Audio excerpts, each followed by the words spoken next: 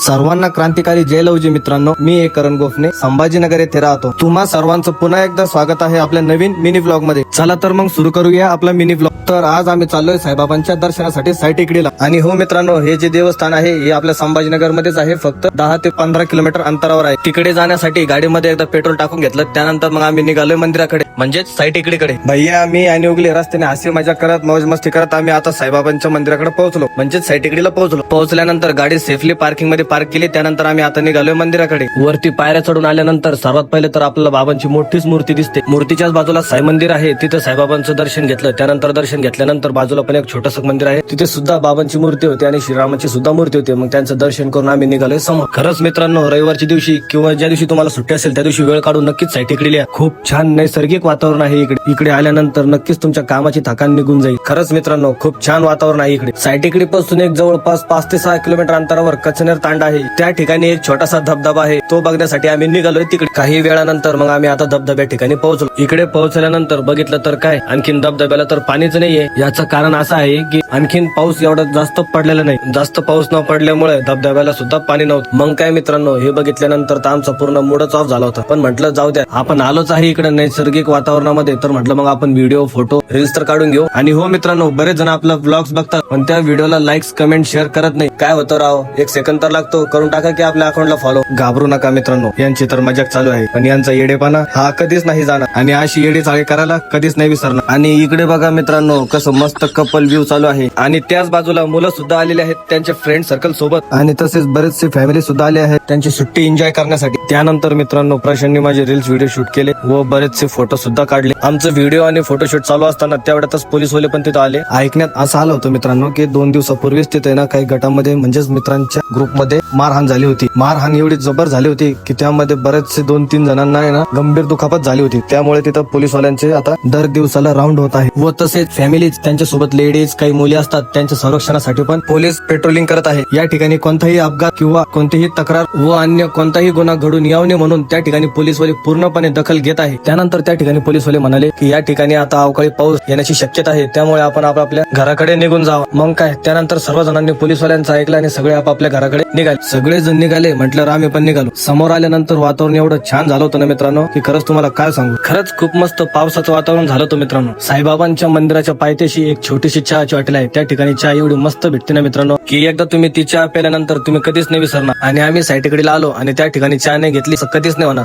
चहाचा आनंद घेतल्यानंतर मग आता आम्ही निघालोय घराकडे. आणि आपला ब्लॉग कसा वाटला मित्रांनो हे नक्कीच कमेंट मध्ये सांगा. चला तर मग भेटूया पुढच्या ब्लॉग मध्ये.